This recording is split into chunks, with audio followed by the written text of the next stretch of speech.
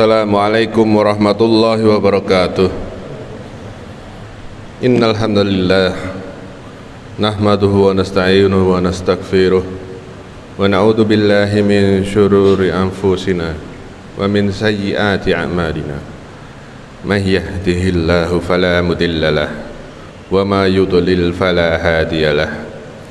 Asyhadu an la ilaha illallah wahdahu la syarikalah wa asyhadu anna Muhammadan abduhu wa rasuluh la nabiyya ba'dah. Allahumma shalli ala Muhammad wa ala ali Muhammad. Amma ba'd.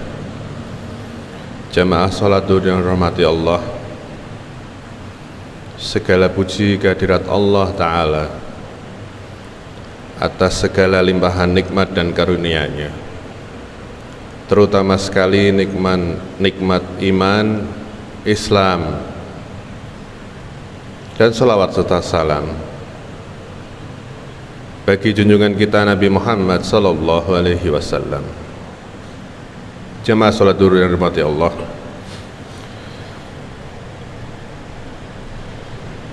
melanjutkan materi yang kemarin, dan kami harus mengoreksi apa yang kami sampaikan, bukan karena salah yang diuraikan, tapi salah mengambil ayat tentang perkara Nasara itu sebagai ad-dhalin dan Yahudi itu sebagai al-maghdub. Jadi Nasara itu ad-dhalin itu orang-orang yang tersesat, dan Yahudi itu al-maghdub adalah orang-orang yang Allah murkai. Demikian koreksi dari kami. Pada kesempatan kali ini kita ingin mengenal lebih jauh bagaimana interaksi kita dengan Allah Ta'ala, yaitu hal-hal yang berkaitan dengan hidayah. Jadi pada prinsipnya kita itu amat sangat membutuhkan hidayah dari Allah Ta'ala, dan kita amat sangat membutuhkan Allah Ta'ala, dan Allah Ta'ala tidak membutuhkan kita sedikit pun.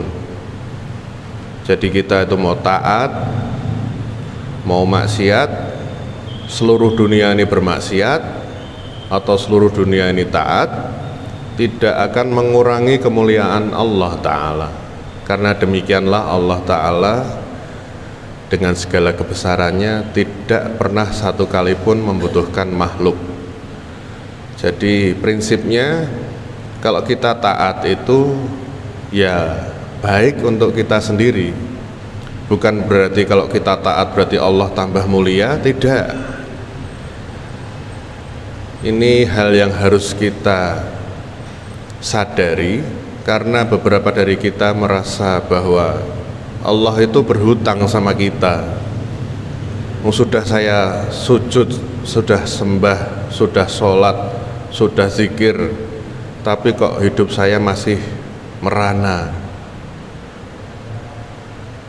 Dari hal seperti inilah kita mengingat bagaimana Rasulullah SAW bersabda dalam sebuah hadis yang panjang, innamal a'malu binniyat. Sesungguhnya semua amal itu bergantung pada niat. Apabila seseorang itu bagus dalam beragama karena ia ingin menarik perhatian wanita yang ia sukai, maka Allah tidak akan menzalimi hambanya sedikit pun. Ia akan diberi seperti yang ia niatkan oleh Allah Ta'ala, dan urusannya nanti di akhirat terserah sama Allah Ta'ala. Jadi jamaah salat duhur yang dirahmati Allah, saat kita memasuki masjid Allah,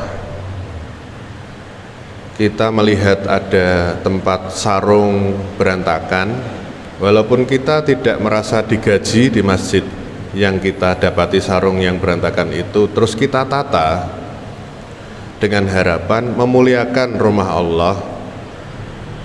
Kalau rumah kita berantakan aja kita malu, kalau rumah Allah berantakan kita ngerasa, ah saya kan nggak kerja di situ, Saya nggak digaji di situ, ngapain?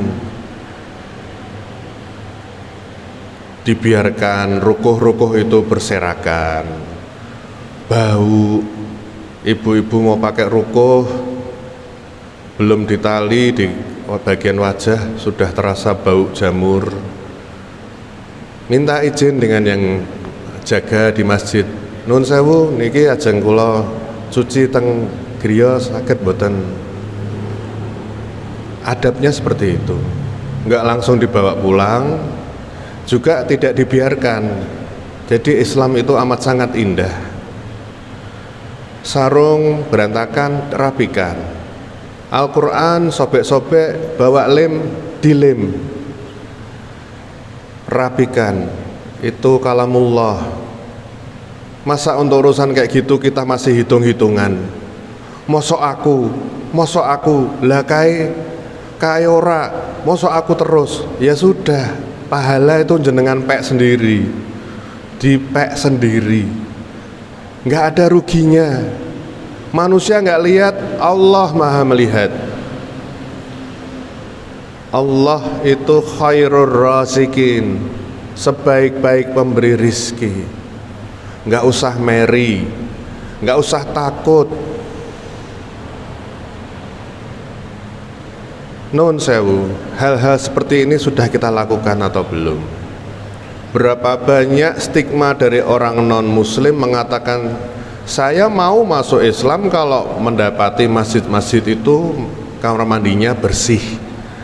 La ilaha illallah. Berarti kenyataannya masjid-masjid itu kamar mandinya kotor.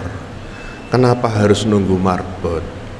Kalau jenengan lagi kesulitan hidupnya, baik secara finansial atau masalah hidup, datang ke rumah-rumah Allah, bersihkan rumah-rumah Allah itu, termasuk kamar mandinya. Hal-hal seperti itu apabila banyak dilakukan oleh kaum muslimin, insya Allah Islam itu akan terlihat baik dan sempurna sebagaimana Islam itu memang benar-benar diturunkan. Jamaah salat dan rahmati Allah, hal-hal seperti ini perlu kita perhatikan sebagai pelembut hati kita. Apabila kita dapati sandal-sandal berserakan, kita tata di masjid-masjid yang kita datangi. Apabila kita tidak ingin sandal kita diinjak, jangan injak sandalnya orang lain. Kalau kita tidak ingin sandal kita hilang, jangan pakai sandal orang lain tanpa izin dari yang punya. Ojo gampangke. Sebagaimana kita tidak suka seseorang parkir sembarangan di depan rumah kita, juga berarti kita jangan parkir sembarangan di depan rumah orang, dan seterusnya dan seterusnya. Semoga bisa diambil manfaatnya. Wallahu a'lam bishawab. Subhanakallahumma wa bihamdika asyhadu an la ilaha illa anta astaghfiruka wa atubu ilaik. Assalamualaikum warahmatullahi wabarakatuh.